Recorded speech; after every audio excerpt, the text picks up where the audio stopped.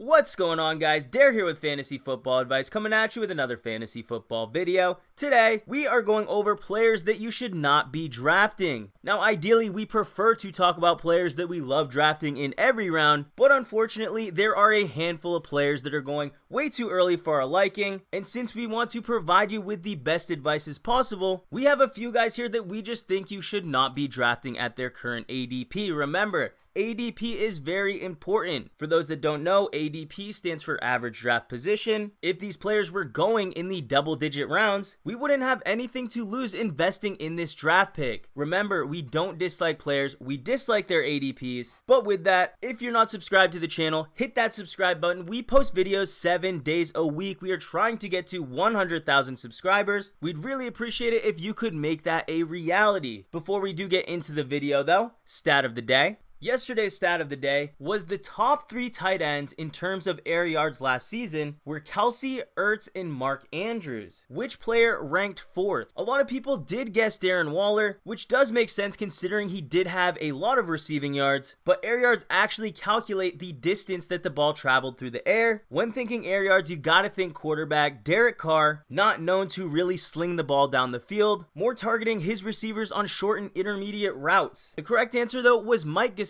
Ryan Fitzpatrick, you know he loves to sling it. Congratulations to Aaron Walton, you were the first one to guess that answer correct. As for today's stat of the day, which running back with at least 50 pass blocking snaps didn't allow a single pressure? He was the only one in the league to accomplish that feat. If you think you know who that is, leave it in the comments section down below. We'll be happy to let you know who wins in tomorrow's video. With that out of the way though, let's hop right into the video, and I'm going to start with the player on the thumbnail. No secrets here. Devin Singletary of the Buffalo Bills. In 2019, from weeks 8 through 14, Devin Singletary was actually a startable fantasy asset. He may have been one of those players that sat on the bench or you picked up off waivers who could have potentially helped you make it into the playoffs. As we know, weeks 8 through 14, some of the most important weeks in all of fantasy. Through that span, he averaged 17 touches per game, was also heavily involved as a receiver, and all around produced for fantasy. Now his ceiling wasn't very high, but he was still able to average over 13 points per game in half PPR leagues. For a player you were putting in your lineup primarily as a flex, that was super solid production, and it was not a small sample. For that reason though, we have seen his ADP be massively inflated over what it was a season ago. Unfortunately for him though, his situation, it's not the same. He's not battling for touches with Frank Gore. Gore himself received nearly 180 total touches in this offense, which really makes you wonder why Singletary had such a tough time separating himself. Frank Gore had his lowest yards per carry average of his entire career, compiled the 2nd lowest touchdown total and 3rd lowest reception total as well. Regardless, short yardage, clear rushing situations, and goal line, that volume was all going to Frank Gore. You have to read between the lines. They did not trust Singletary in that area, and this was no secret. I brought this up on a previous video, but we have had a stat of the day on 2 separate occasions, and one of them was which running back faced the highest percentage of stacked boxes. The answer to that was Frank Gore.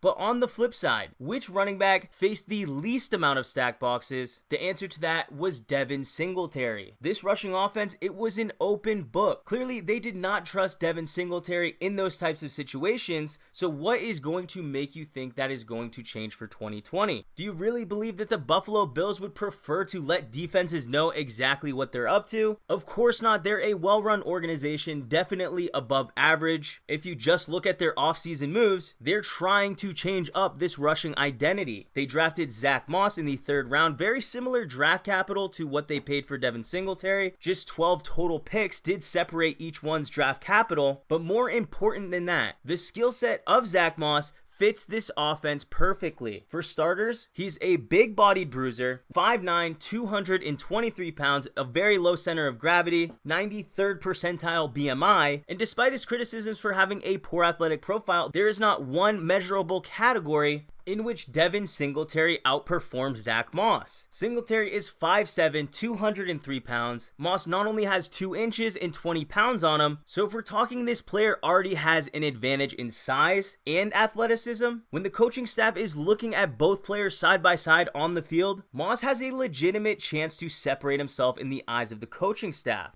Oh, and did I also mention Zach Moss is the superior pass catcher? Now, I'm not here to tell you Zach Moss is a guaranteed thing and Devin Singletary is guaranteed to bust, but these are way too many risk factors to justify where he's going in drafts. In ESPN, he's being drafted as the RB22, ahead of players like DeAndre Swift, Jonathan Taylor, Mark Ingram, Kareem Hunt, David Montgomery. All players we would love to take over Devin Singletary. The next player we have is AJ Green of the Cincinnati Bengals, and trust me, this one hurts a lot. I drafted him in the Scott Fish Bowl. There is no denying how safe and consistent AJ Green has been while on the field throughout his career, but that's the thing. He just hasn't been on the field. Now, throughout this offseason, all reports were that he was completely healthy. He's going to be coming back 100%. The team paid him $17 million, and this isn't a long-term contract in which they would be fine if he didn't play this year. No, this was a one-year deal. The age-old saying, follow the money. It's not just a saying. This is true in the NFL. The team was invested in the success of AJ Green, and quite frankly, they did not need to do that. They had John Ross, Tyler Boyd, and drafted T. Higgins in the first round. With just those three receivers, they could get the job done in the passing game, but no, they wanted to support their number one overall draft pick, Joe Burrow, give him as many weapons as possible. What better weapon than AJ Green? The best part about the pick, though, was that his ADP was actually at an area where the risk in taking him did not actually outweigh the reward. He was being drafted as a back-end wide receiver 2, high-end wide receiver 3, behind those clear upside picks that we love in those early middle rounds, the DJ Charks, the DK Metcalfs. So if you already secured your volume with those types of wide receivers, you could afford to take a shot on a player like AJ Green. He's also going in a stage of the draft where running backs were really thin, the tight ends were also overpriced. If we're talking like Evan Engram, Hunter Henry, for us, we would prefer to just draft a tight end in the later rounds. So those guys really weren't even on our board. So when looking at all of the players being drafted in that area, AJ Green stuck out as a player that would make sense for certain rosters. That was, of course, until we heard the news AJ Green has already tweaked his hamstring. Now, it's very common when players do resume activities from the offseason, injuries happen, players tweak hamstrings, but AJ Green is already a high-risk player. And the rule of thumb when drafting players, especially in the early or middle rounds, is avoid players with soft tissue injuries. This would stand true to all players, but when it comes to AJ Green, this is a major red flag. Many of you may consider that an overreaction, but we were forced to drop him in the rankings, and unfortunately with a player like AJ Green, meaning a player with massive name value, he's just unlikely to be the type of player that's going to fall in drafts. With 12 people in your league, best believe one person in your league will be willing to pull the trigger on him earlier than his ADP, and for us, we have him ranked lower than that. Real quick, guys, before we get into the next player, you gotta check out our draft guide. The draft is quickly approaching. Set yourself apart from your opponents. If you haven't done the research, we've done it all for you. You'll get access to our rankings, all of our sleepers, targets, and busts, player breakdowns on all draftable players, consistency charts, risk ratings, offensive line rankings, and more. So if that interests you, go to our website, thefantasyfootballadvice.com. The link for that, as always, is in the description box below. We're moving on, but we're sticking with wide receiver, and we're going over to Courtland Sutton of the Denver Broncos, and this is definitely a player where the ADP is the most important factor in why we should be avoiding him, because overall, I don't think he's going to completely bust. He finished as the wide receiver 19 last season, but the best part about owning Courtland Sutton was A, he was going in the late rounds, double-digit rounds, and B, he played super consistent. He never really crapped your team. He did have one game in which he scored 3.2 fantasy points in half PPR, but excluding that, he never fell below 6 fantasy points. Now, I know 6 fantasy points isn't all that high, but we've been in those situations where players just put up complete duds. 6 points, while definitely disappointing, it's unlikely to be the reason you lose that week, especially with a player that was going in the later rounds. This season, though, he is not a late round pick. You are paying full price for him. The wide receiver 19 finish, he's going to have to exceed that by a wide margin in order for him to be a value on draft day. Believe it or not, in ESPN, he's coming off the board as the wide receiver 13. Wide receiver 13 behind Odell Beckham, ahead of AJ Brown, Calvin Ridley, Robert Woods, all players that should easily be taken well ahead of him.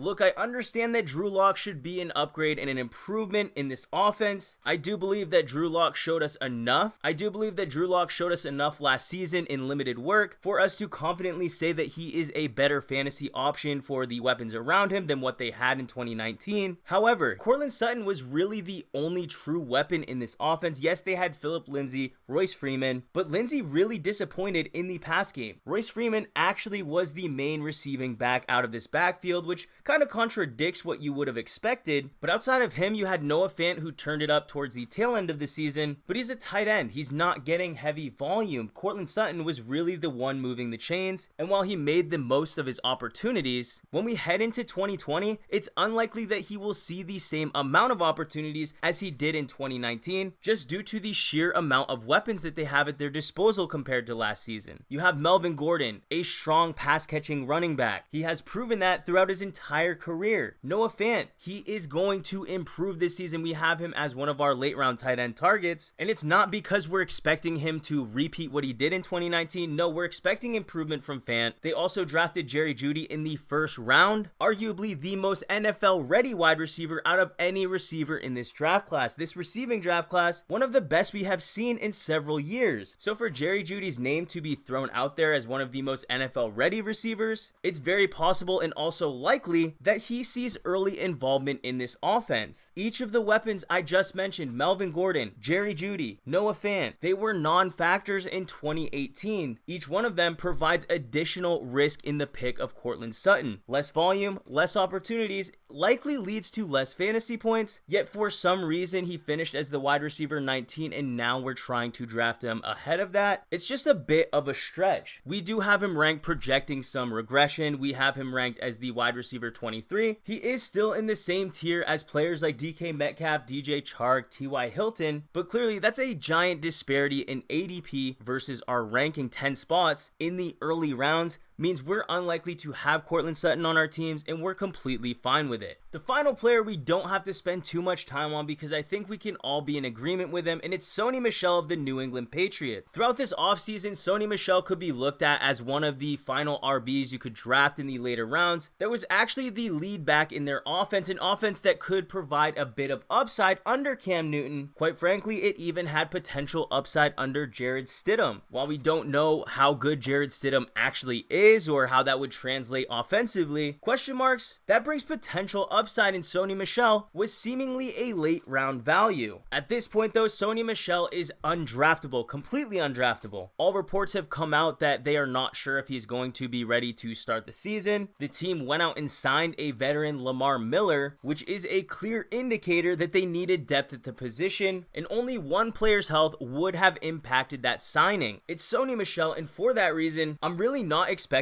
him to begin the season as the starter or even potentially healthy enough to suit up. The backfield as a whole, there are plenty of options. You have Burkhead, Damian Harris. If Sony Michel was truly healthy, the guy who's been the lead back over the past 2 seasons, they wouldn't have felt the need to go out and sign a veteran like Lamar Miller. If Sony Michel were actually a player who had RB1 upside while he was healthy, or at least prove that to us in his first 2 NFL seasons, I may still be willing to take the risk in the investment in the later rounds in Sony Michel, but the difference is Sony Michel has largely been a bust. You're talking about a player who has virtually no involvement in the passing game. This is in an offense that was led by Tom Brady. You know he likes to check down to receiving running backs a la James White. If Sony Michel had the chops, he would have more than 17 career receptions over 2 seasons. All that's fine and dandy though, as long as a rusher is getting the work on the ground. That's really all we can ask for. I mean, Derrick Henry, he was hardly involved in the receiving game last season. Josh Jacobs, those were still RB1s and solid ones at that. Sony Michel though, he ranked 9th in rush attempts last year and finished 28th in fantasy points. Michel was available in all 16 games. Health was really not a factor. Now you're talking about a player who may come into the season banged up if he even starts the season, and already posted poor production on an offense that has otherwise been very fruitful for running backs. I'm out, and you guys should be too. Look for Damian Harris in the later rounds. He's coming in as one of the better values, but please do not waste a pick on Sony. But guys, that's going to do it for this video. We really hoped you enjoyed.